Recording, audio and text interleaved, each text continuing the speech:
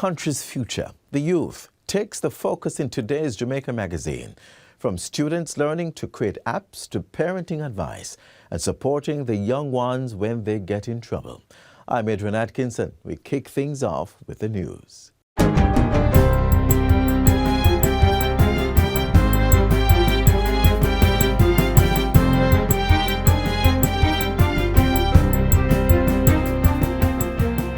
Good day, I'm Stephen McHugh, and this is your JIS News for Tuesday, February 22, 2022. Jamaica Promotions Corporation, JAMPRO, has shortlisted 6 major projects for which the government is seeking to attract potential investments from the United Arab Emirates, UAE. They are the Caymanas Special Economic Zone, Just Fruits and Vegetables Limited, JFBL Agriculture, Bamboo Bioproducts, the Soapberry Wastewater Treatment Plant, Aerotropolis Vernam Field, and Kingston Logistics Park. Details were outlined on Friday by the president of JAMPRO, Diane Edwards, during a country briefing with the UAE and other multinational business interests attending Expo 2022 Dubai. She highlighted that the projects offer a mix of space for warehousing, manufacturing, and logistics. Ms. Edwards further emphasized that the Kingston Logistics Park offered a near-port facility for value-added production in a special economic zone environment that's focused on export. JAMPRO's president encouraged the business stakeholders attending the briefing to take advantage of Jamaica's exciting and diverse investment opportunities. It has really almost all the elements that a modern business wants to leverage, to grow, and to thrive. So Jamaica is open for business. Jamaica wants your business. Jamaica wants to work with Dubai and become a partner with Dubai in creating a prosperous future for both of us. Government continues to strengthen the mobility of the security forces with the addition of 6 protected mobility vehicles for the Jamaica Defence Force JDF. Prime Minister Andrew Holness says the recent acquisition will add significant capacity to the country's disaster response capabilities. It should also give increased visibility and presence in communities that are now challenged with high violence and crime. In fact, my understanding is that these vehicles will also help with the new joint task force that was established to treat with gangs between the JCF and the JDF. So this is an improved capability that will help us to be able to seriously tackle the crime situation that we are facing. The Prime Minister was speaking at the Bushmaster Protected Mobility Vehicles Commissioning Ceremony at Up Park Camp yesterday. Head of the JDF, Rear Admiral Antoinette Weems-Gorman, describes the acquisition of the vehicles as a natural step given the island-wide deployment of the JDF. They will provide us with the increased capability to deploy PMV units within the respective geographical commands to enhance the effectiveness of the troops on the ground. The 6 Thales Bushmaster Protected Mobility Vehicles bring the total number to 18. They consist of 3 ambulances and 3 troop carrier variants. The Jamaica Teachers Association, JTA, which represents over 20,000 teachers, has accepted the government's 4% wage increase. The package also includes incentives such as a one-time payment of $40,000. The signing took place yesterday with Minister of Finance Dr. Nigel Clark. It puts the government one step closer to settling the 12-month heads of agreement with public sector groups so it can start the compensation review process. Minister Clark welcomed the decision by the teachers. I pledge to work with you over the upcoming year and the years to follow in the restructuring of public sector compensation in a way that inures to the benefit of teachers today and in the future. The compensation review is intended to overhaul the structure of salaries and other emoluments in the public service to make them more equitable. JTA President Winston Smith says the teachers will always put the interest of the country at the forefront. We are expecting that as we move beyond this point, that our deliberation, discussion, and of course compensation will be more aligned with what the fiscal realities of the countries are as it relates to our salary and compensation, as it relates to inflation rate, and of course the opportunity of sustainability within the profession. And finally, Healthcare workers will be better able to offer cancer screening and awareness training in rural and underserved communities following the handover of a bus to the Jamaica Cancer Society.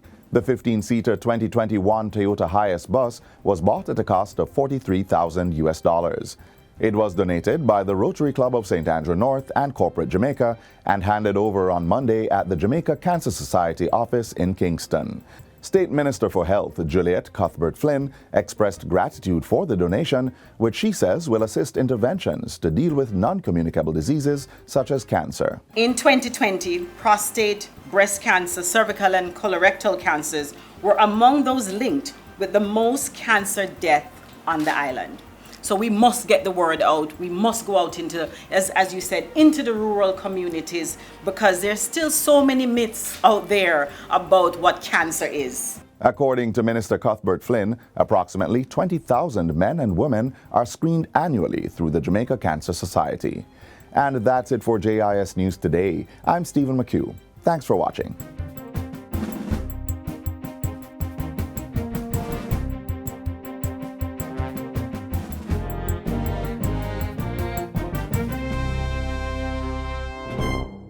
What a way you're full of our roots and culture. That must be Jamaica 60. Jamaica 60? What a piece of news, Miss Matty. I feel like my heart going bust up. Just in, the island of Jamaica is on the verge of celebrating its 60th year of independence. I only way of celebrating it.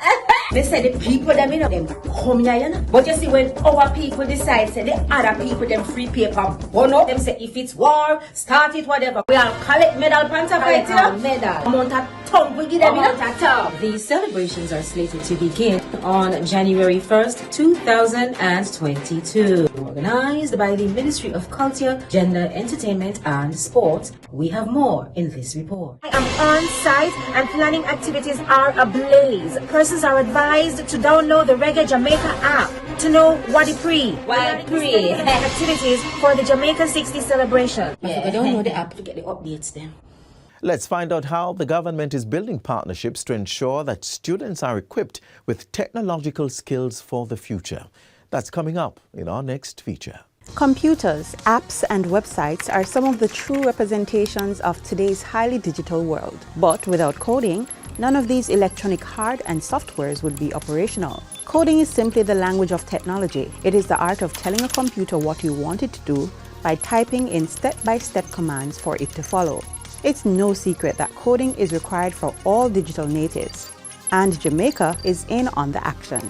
In fact, our government is taking steps to introduce this necessary skill to students through its Pilot Coding in Schools program.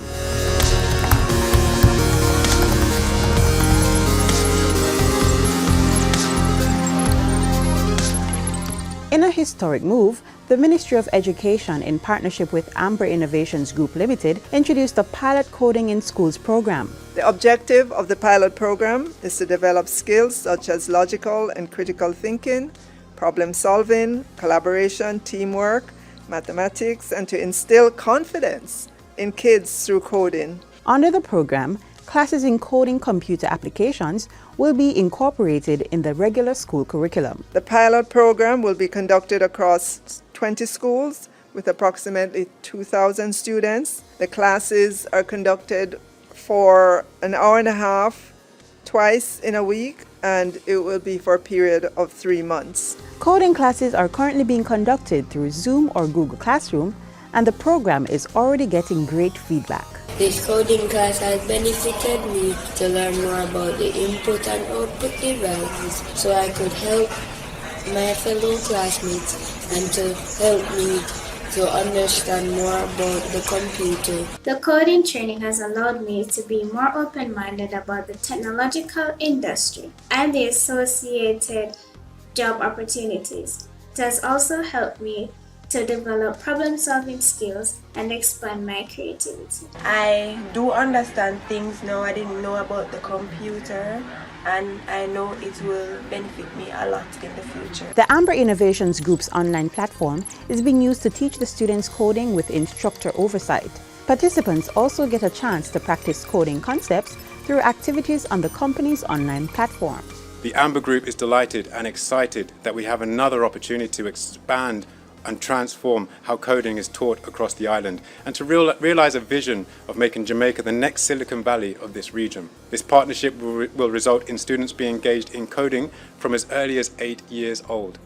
Just think about what this means for these students and how we are transforming their outlook and ultimately their world. Coding not only improves students' technical and soft skills, it ultimately equips them with the knowledge and mindset they need to be outstanding digital engineers of tomorrow. Without coding, there wouldn't be any apps.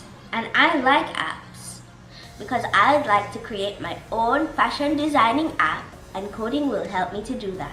I know that we won't really see the benefit of it like right now, but come back 5 years down the line and these students, you're going to be amazed at what they'll be able to do with the computers. They're talking about apps, creating apps and all of that is going to be amazing because you're catching them at a point where their minds are so open to all this information, all this knowledge, and they will have so much power, believe it or not, in terms of understanding the computer, but also in terms of giving the computer instructions to do things. And it's going to be a wonderful feeling for these students.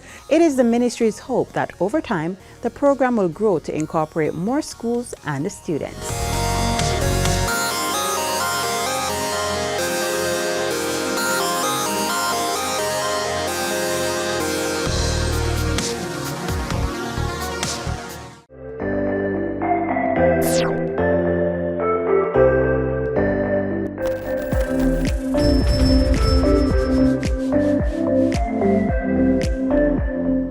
It's absolutely critical that we receive the vaccines. You will see hospitalizations and indeed deaths likely come down. And so there is a lot of value to be gained by getting as many vulnerables on board as possible. So tell your mothers, tell your aunts, listen out for yourselves if you're over 60 and take the vax, because the vax is what will help you to guard against the COVID virus and indeed help your relatives, your friends, those who you come in contact with for the same benefit.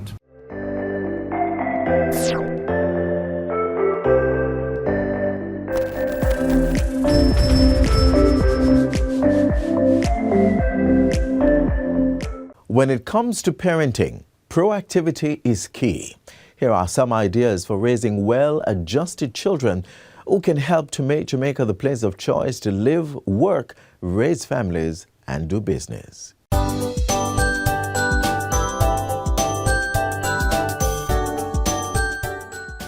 Wouldn't it be great if children came into the world so well-adjusted or with manuals, therefore eliminating the need for parental discipline? This is not the case, however. Parents usually apply their methods or they depend on strategies taught throughout generations to guide their children. 8 in 10 Jamaican children in the 2 to 14 years age group experience violence as a form of discipline. Coercive parenting involves the physical administration of pain as punishment. It also includes the use of harsh language that has the potential to hurt children's feelings and affect their general self-esteem and development. It also fosters aggression, because what you're really teaching children is that when there is an issue, we must resolve the issue through harshness, through aggression, through coarse language. There's a direct correlation between coercive parenting and the aggression that we see actually in society. Damaging disciplinary practices have moved outside of the home and into the national consciousness. The time has come for the Parliament to have a debate on this issue and finally declare corporal punishment at an end, both within public institutions and as a means of discipline available to parents. I think it would be a forward-leaning step in making a stance against violence generally, and it would send a powerful message about the state respecting the inviolability of the person, whether or not that person is a child or an adult. Children need guidance, and many wonder if not with the rod, Then how? Enter the National Parenting Support Commission (NPSC), an agency of the Ministry of Education, Youth and Information. The ministry established the commission in 2012 to provide parents with the requisite skills and tools to raise children. We work at 3 tiers. We work at home, school, and community. Our first and most important priority, however, is to ensure that we're fostering the home-school relationship. We must ensure that parents as key stakeholders feel involved in the entire process of educating their children. Now, to do this, the Commission assists parents in several ways, including providing psychosocial support, assisting parents with understanding the teaching-learning process, and conducting parenting education programs. Through our effective parenting courses, we push proactive strategies. In other words, you are going to put structures in place before behaviors that you don't desire actually show.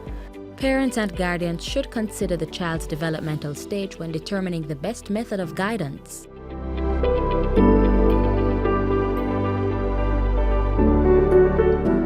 A child who is very young, we encourage play. The child must be playing, and even the teaching learning processes must include play, because this is how they develop their imagination, their creative skills.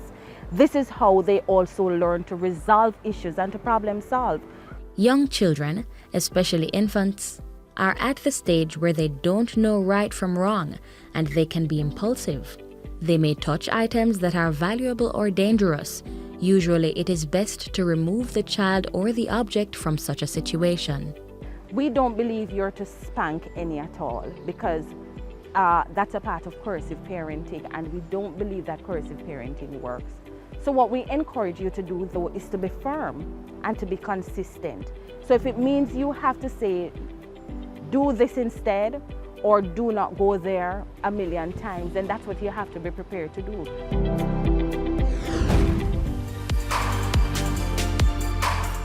The teenage years can challenge both children and parents. With the physical and chemical changes happening in the body, teens may act out as they may be unsure of their place in the world. This can be a very difficult time to navigate. So we ask that you start relaxing some of the very stringent rules, and you also have conversations and you compromise. And to address challenges, caregivers can remove privileges. If the child becomes stubborn, has a fixed mindset, if you will, that this is what he or she is going to continue to do, then you might need professional help. You might need to call the commission, or you might need to call a social worker or a guidance counselor to help.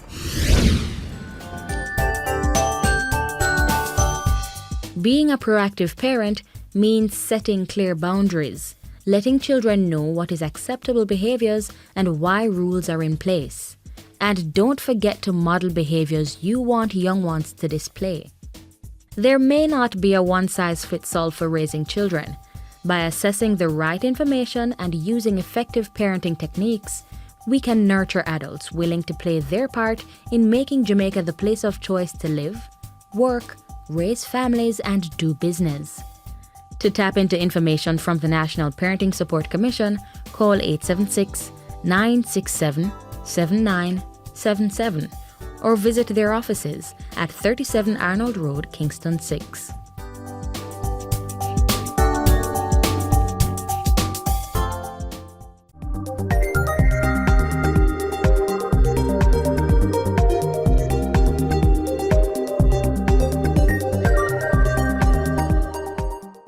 Being a positive parent means being present with our children, listening and addressing their needs even before they arrive. But sometimes, even with our best efforts, children get in trouble. But everybody deserves a second chance, not true? Learn how the Dispute Resolution Foundation is helping at-risk teens get a new lease on life.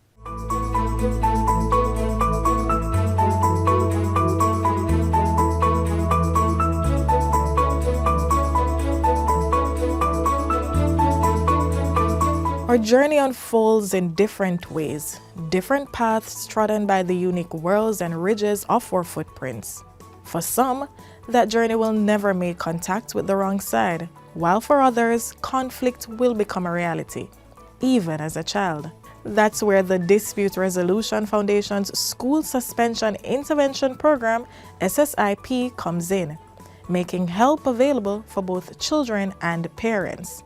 The Dispute Resolution Foundation provides a safe space for children where they can freely express themselves. So here they are not judged or cursed or bashed or any such thing. So that makes it easier for us to find the underlying issues that need addressing. So the School Suspension Intervention Program emerged in 2006 as a result of the growing surge of crime and violence in the Spanish Town community to support education officers or educators and persons who work with young people. And the service we provide is a rehabilitative program for students who are at a risk of suspension, those who have been suspended. That's our main focus here in the SSIP. First of all, we have to have a referral. The referral may come from educational institutions. It may also come from, let us say, the family court or CPFSA. Once we receive that referral, we engage the student in an intake session, followed by one-on-one session, after which they will join the psychoeducational group sessions. Following that particular session, we have another one-on-one session. At this point, there are times where we see the need to invite parents and other family members or those a part of the conflict that probably led to the student being referred to us in the first place. After that second one-on-one session, we oftentimes do a post-assessment that will help us to put together our release letter. Now, at the time that we'd be putting together this release letter, of course, there may be an opportunity to refer to another external agency, for example, Child Guidance Clinic. Apart from that, however, we will engage in follow-up sessions with the students. After 15 years of successful operation, the doors of opportunities that the program has opened to children who are at risk of suspension or those who have been suspended has certainly been something to talk about. Students are a bit reluctant at times on their first day, especially because they never really see the need for them to be here, as the stigma attached to the program is that, bad picnic, come this side and all of that. But after they understand the program, it's explained to them and what they'll achieve here, they never want to leave at the end. And that certainly sounds accurate, especially as it aligns with the testimonies of Nicholas Golding and Shamar Steele, now reformed thanks to the program. My principal introduced me to the program. Well, I was introduced to the program because of some late going to school and some trouble that I was given at school. So I was placed here to get around certain edges that need to be dealt with. I got into a fight with one of my classmates, then get suspended. And the principal ended up sending me on our program, learn to control my anger, and hopefully have a certain bad situation.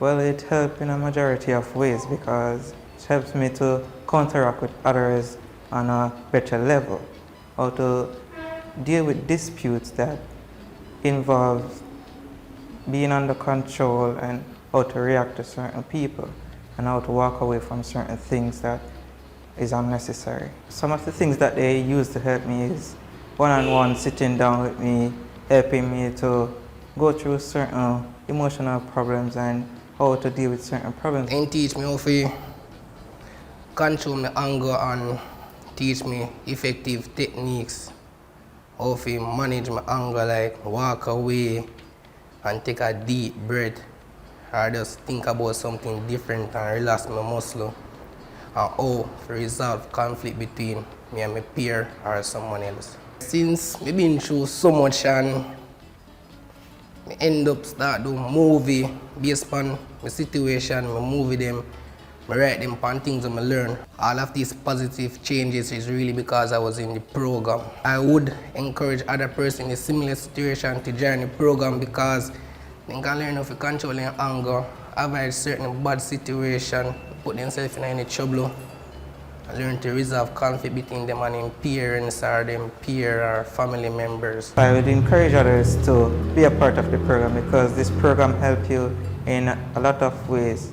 emotionally, physically, all type of ways that you think that many others, you cannot talk to them about certain things, but these people give an ear to your problem. We have some marvelous response. We have such life-changing opportunity for them. This is their second chance program. We've had moments where students, literally, we are still mommy, daddy, uncles, and aunties for many, even years after exiting the program. Imagine that. They'll still come back wanting to give their time to other students in terms of mentorship. So it's a lifelong relationship that we build with them, which I think speaks to the impact of the program on these beneficiaries.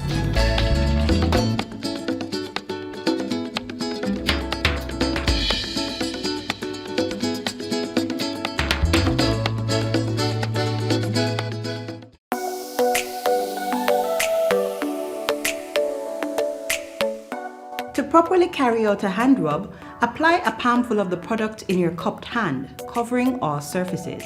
Rub your hands palm to palm. Rub your right palm over the back of your left hand with interlaced fingers and vice versa. Rub your hands palm to palm with fingers interlaced.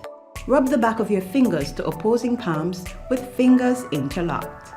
Rotationally rub backwards and forwards the clasped fingers of your right hand in your left palm and vice versa. Once your hands are dry, they are now safe.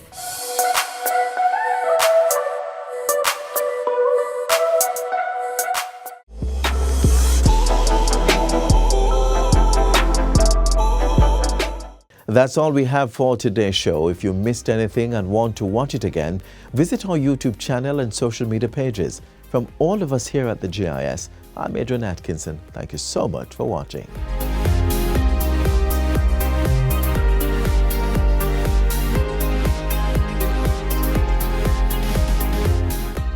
This has been a production of the Jamaica Information Service, the voice of Jamaica.